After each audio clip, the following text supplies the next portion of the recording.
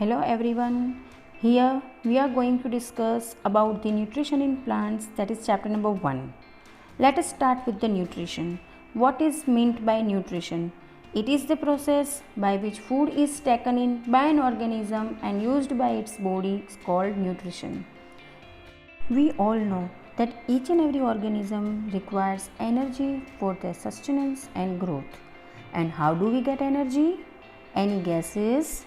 Yes, it's food.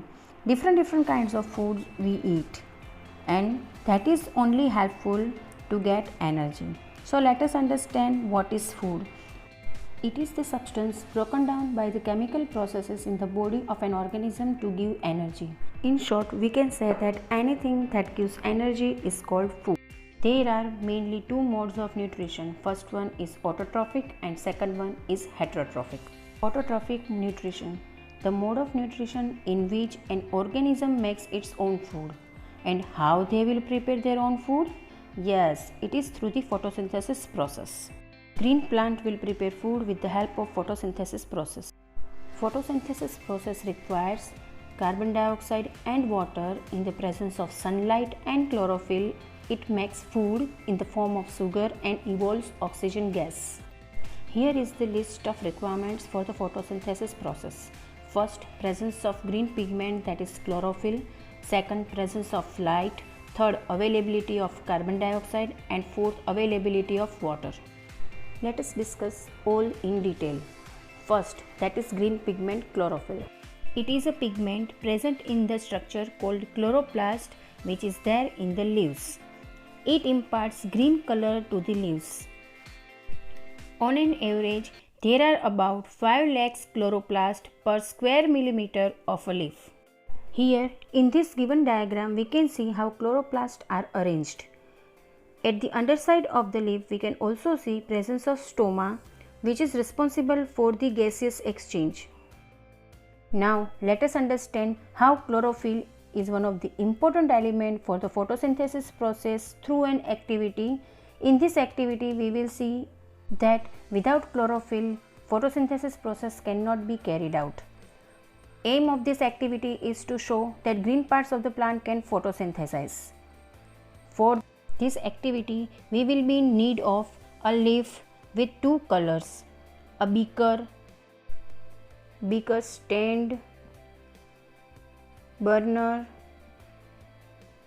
test tube, water, alcohol and iodine solution. Keep everything ready and prepare setup for the activity to be done. Place a leaf in boiling water for about 2 minutes. Then transfer the leaf in a test tube containing alcohol. After that test tube is to be placed in boiling water bath for about 10 minutes. As alcohol warms up, it will remove chlorophyll from the leaf and make it almost colorless. Take the leaf out and add 4 drops of iodine solution on its surface. Now observe the result very carefully. We can see that on adding the iodine solution, the colorless portion shows no change, whereas the green portion turns blue-black, as shown in the given diagram. So, with this result, we can conclude that starch is present only in the green areas where chlorophyll is present of the leaf. Thus, green parts of the leaves containing chlorophyll can photosynthesize and make food. Now we will see how light is important for the photosynthesis through an activity. Aim of the activity is to find out if light is necessary for the photosynthesis. For this activity, we will be in need of green plant, black pepper, scissor and clip. For this activity, we have to place the plant in the dark corner for about 3 days. Then pluck a leaf from the plant and test it for starch to confirm whether it is fully starch free or not. After that, cover a part of a leaf using a strip of black pepper. Now place the plant in sunlight for at least 6 hours. Then pluck the leaf covered with the strip of black pepper. Remove the strip and taste the leaf whether starch is present or not through an iodine test. Now we can see that the portion of the leaf that was covered shows no change when iodine solution is added. The portion of the leaf that was uncovered turns blue-black. So we can say that in the covered part there was no starch formation, so it did not turn blue-black. This shows that light is also necessary for the photosynthesis process. Third important condition for the photosynthesis process is presence of carbon dioxide. We all know that carbon dioxide is present in the atmosphere. So how plants will take up the carbon dioxide from the atmosphere? Anyone knows? Yes, it is through the structure called stomata, present on the underside of the leaves. These stomata are the small opening present on the leaves. Singular word for stomata is stoma. Now see the diagram properly. Each stoma is bounded by two half-moon shaped guard cells, and these two guard cells are only responsible for the opening and closing of this stoma. In this first diagram, stomata is open, while in another diagram, stomata is closed. When there is enough water, the guard cells swell up and move away from each other. So, stomata will get opened. This allows carbon dioxide to enter the cells of the leaf. Now, let's prove carbon dioxide is also necessary for the photosynthesis process through an activity. For this activity, we require a potted plant, dilute potassium hydroxide solution. But my dear students, remember one thing, this potassium hydroxide is very corrosive, so handle it very carefully. Then a conical flask, a split cork, iodine solution and a dropper. For this activity, first of all, we need to keep the potted plant inside a dark room for few hours and water it properly. Then pour dilute potassium hydroxide solution into a conical flask. Why we have used it? Because it absorbs carbon dioxide from the air. Then place one of the leaves inside the flask. But remember that leaf should not break from the plant and also should not touch the solution, and cork it properly. Now keep the entire arrangement in sunlight. After few hours, we need to taste the leaf which is inside the flask and another leaf of the same plant for the presence of starch using iodine solution. Upon adding iodine solution, we can see that the leaf which was there inside the conical flask shows no change, whereas the other leaf turns blue-black. So we can conclude that the leaf inside the conical flask did not carry out photosynthesis process because there was no carbon dioxide available to it. Hence, we can say that carbon dioxide is also one of the important requirement for the process of photosynthesis. Now, the fourth important condition for the photosynthesis is water. Plants require water for the process of photosynthesis. But anyone can tell me how plants do take up water and minerals? Do it have any kind of organ? Yes, it is root system. These root system present in the soil and make water available to the plant. Now see the diagram properly. Here the root system consists of three main parts. First, it is a primary root. The main one is known as primary root. Second one is secondary root. Here the branches which is coming out from the main root is known as secondary root. It is also known as rootlets. And the third structure is root hair. Here you might have seen a small hair like structure on the surface of carrot.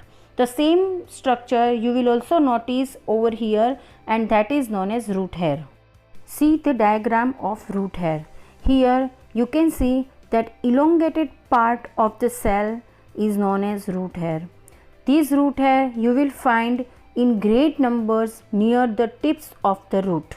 It directly comes in contact with the soil particles and absorbs water and minerals quickly. But the question arises, this Roots are present in the soil while photosynthesis is carried out by the leaves which is present at the top of the plant. Then how this water and minerals reaches over there? For that, plants are having two structures called xylem and phloem. This xylem helps in the transportation of water and minerals from the roots to the leaves, while phloem carries out transportation of prepared food from the leaves to the various parts of the plant body.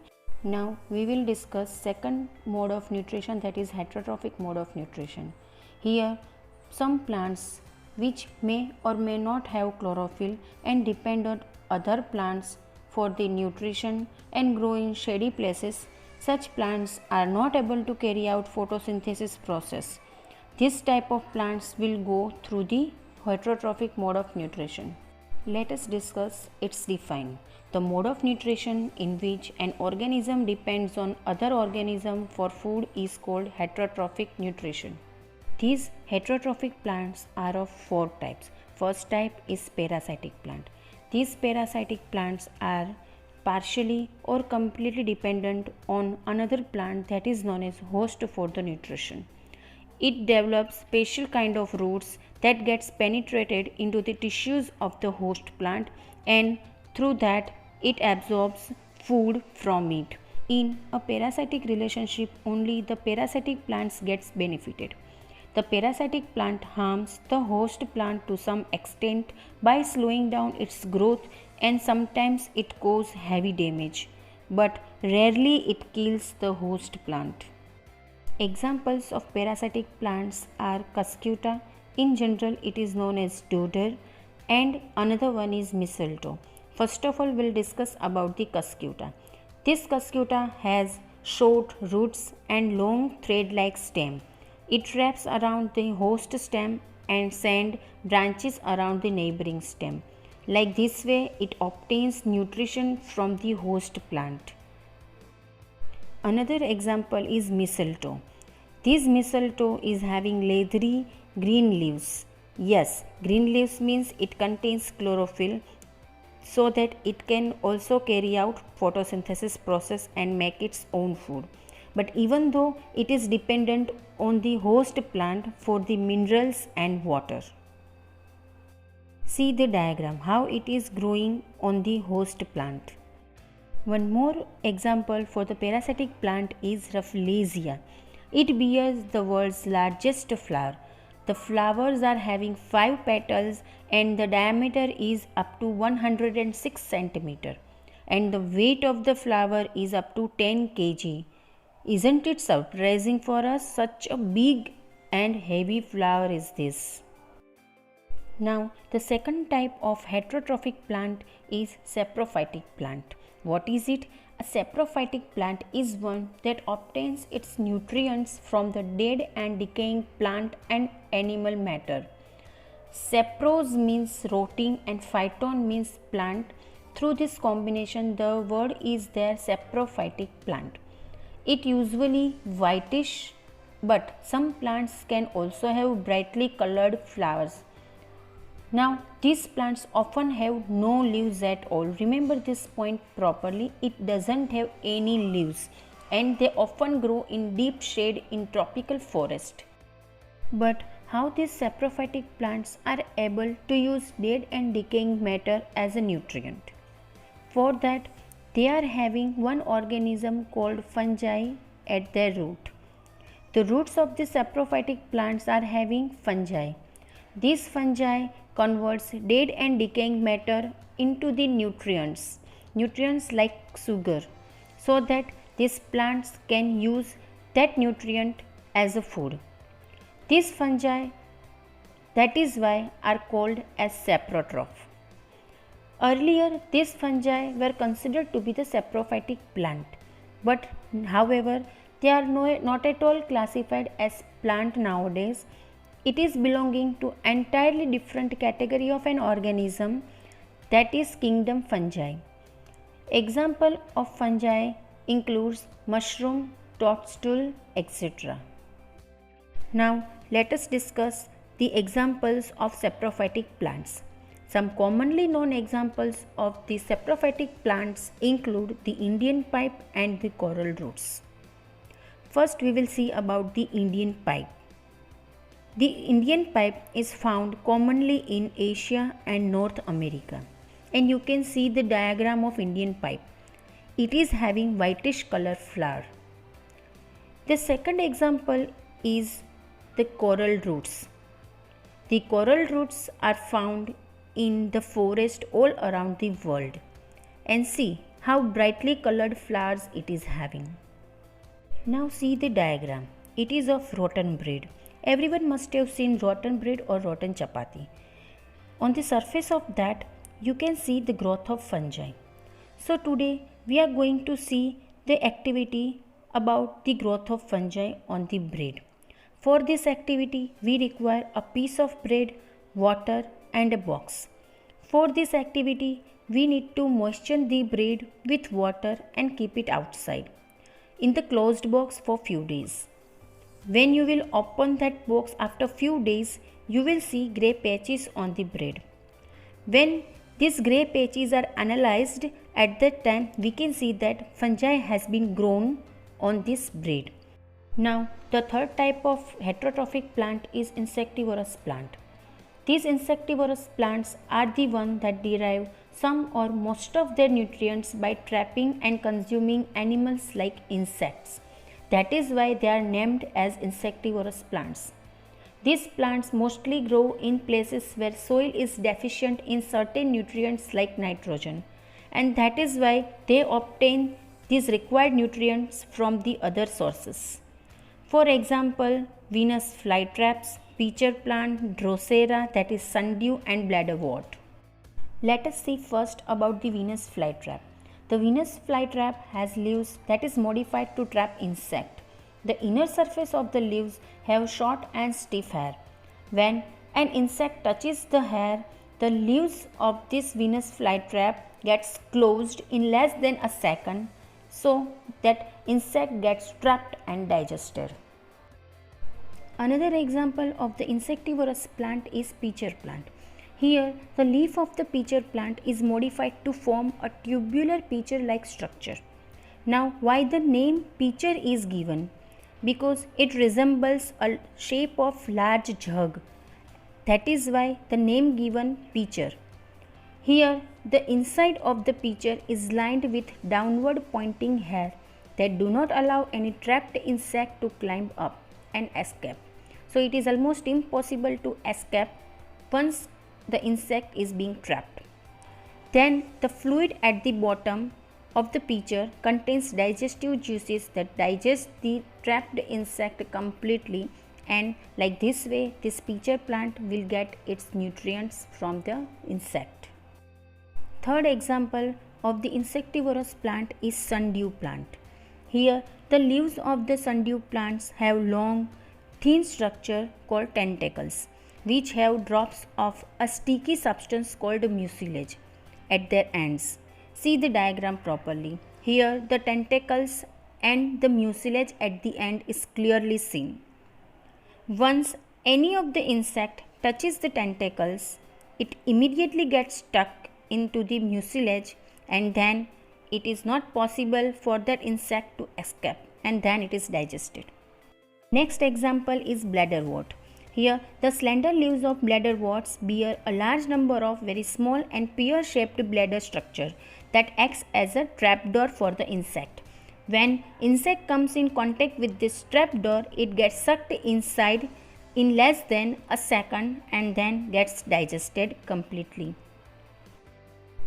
Now, fourth type of heterotrophic plant is symbiotic plants. What are symbiotic plants? Let us discuss it. Certain plants live in association with other organisms, share food and other resources with each other, so that both the types mutually gets benefit from each other. That type of plants are called as symbiotic plants, and that relationship is called as symbiosis. Let us discuss symbiosis with an example of lichens. You can also speak it as lichens.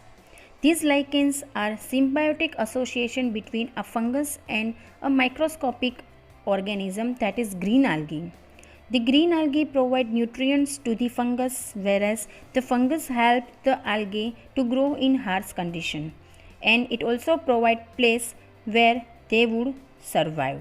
Like this way, they both are getting something from each other and have this type of relationship. So it is very good example of symbiotic relationship. Now let us discuss the replenishment of nutrients in the soil. We all know that soil is the major source of nutrients for the plant. Plant uses minerals, especially nitrogen, present in the soil for their growth. As a result, it got depleted in the soil over a long period of time. We need to refill it again into the soil. Manures and fertilizers are also used to replenish the nutrient in the soil. Now let me clear the word replenish. Replenish means to fill up again. Other than manures and fertilizers, we are also having leguminous plants. These leguminous plants contain rhizobium bacteria at their root nodules. These rhizobium bacteria converts atmospheric nitrogen into the usable forms, that is ammonia, which can be directly absorbed by the roots of the plant. The example of leguminous plant is pea plant. It is the natural way of replenishing the soil with the nitrogen content. So, sometimes farmers grow leguminous plants alternately with other crops to restore the nitrogen content of the soil. This conversion of atmospheric nitrogen into the usable form of nitrogen is called as nitrogen cycle, that you will study in standard 8 in detail. What is crop rotation? We already discussed that farmers grow leguminous plants alternately with other crops to restore the nitrogen content of the soil. This procedure is known as crop rotation. Thank you so much. Read the chapter properly and solve the exercises. Stay home, stay safe.